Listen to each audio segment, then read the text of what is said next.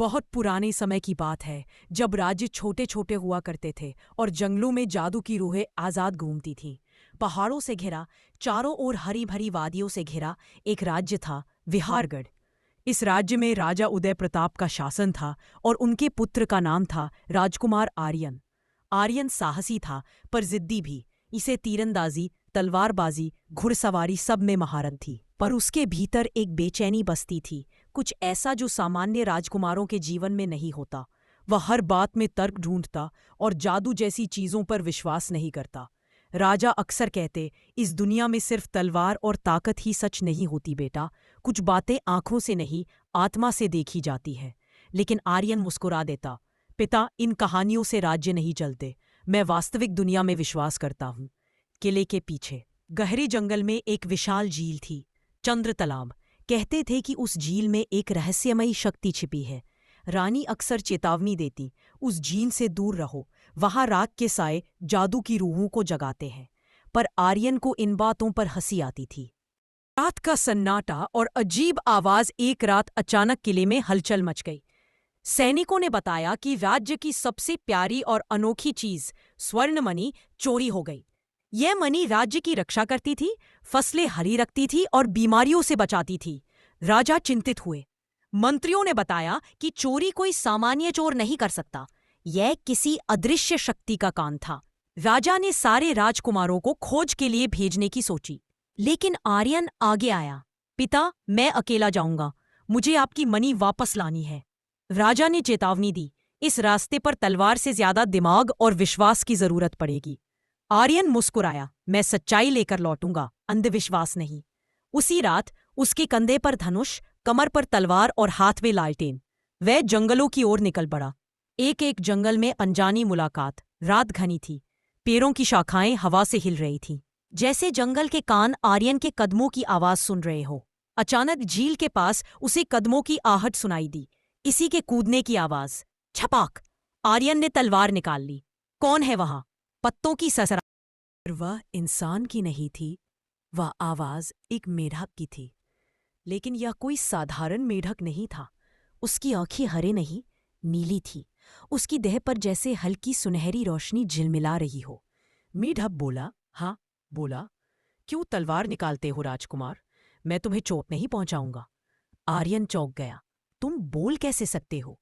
मेढक हंस पड़ा, जंगल में बहुत कुछ है जो तुम्हारे राजमहल में नहीं सिखाया गया। आर्यन को लगा कि शायद वह सपना देख रहा है।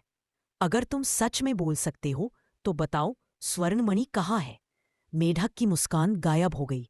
उसने धीमी आवाज में कहा, मणि सुरक्षित है पर गलत हाथों में। किसके पास है? आर्यन ने पूछा। मेढक ने झील की शांत सतह की ओर इशारा किया, उसके पास, जिसे तुम देख नहीं सकते। आर्यन झुंझला गया, पहेलियां मत बुझाओ, तुम कौन हो?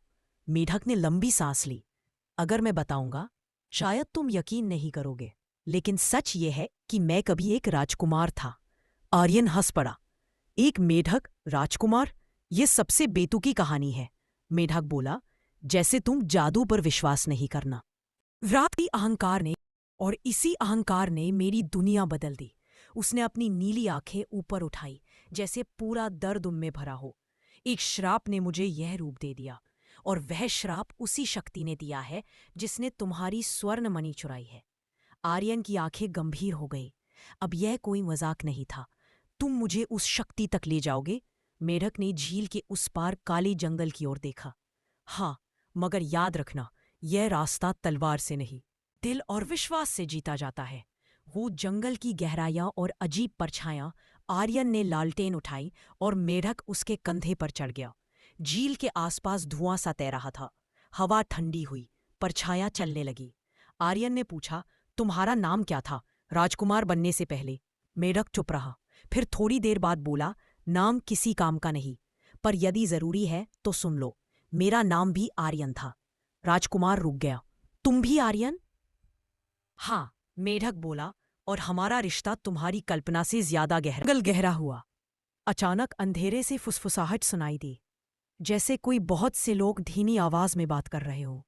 आर्यन ने तलवार निकाल ली। कौन है? मेढक चिल्लाया, तलवार नीचे रखो, यह तुम्हें नहीं बचाएगी। और तभी अंधेरे से चमकती आंखें दिखाई दी। पीली, लाल, नीली, अलग अलग। जंगल जैसे जिंदा हो चुका था। आर्यन डर गया, पर पीछे नहीं हटा। मैं अपने राज्य के लिए आया हूं, कोई मुझे रोक नहीं सकता, मेरब बोला। यही गलती मैंने भी की थी। शक्ति पर भरोसा, दिमाग पर नहीं। परछाइयां पास आने लगी। अचानक आकाश से प्रकाश गिरा और सब कुछ शांत हो गया। वन की गहराई से एक आवाज आई। बहुत समय बाद कोई इंसान यहां आया है, और पहली बार किसी इंसान के साथ एक मेढक। आर्यन ने उतर देखा। एक काले लबादे में छुपा आदमी। चेहरा नहीं दिखता था, लेकिन उसकी आंखें लाल थी, जैसे जलती अंगार। तुम्हारी तलाश मुझे थी, राजकुमार। आर्यन ने तलवार उठा ली। स्वर्णमणि वापस दो। आर्यन ने तलवार उठा ली। स्वर्णमणि वापस दो। वह आदमी हंसा। तुम समझ भी नहीं सकते कि वह मणि क्यों चाहिए मुझे, और तुम यहां अकेले नहीं आए। उसकी उंगली मेढक की ओर उठी। वह तुम्हें सच नहीं बताएगा। वह धोखेबाज है। जंगल गहरा हुआ। अचानक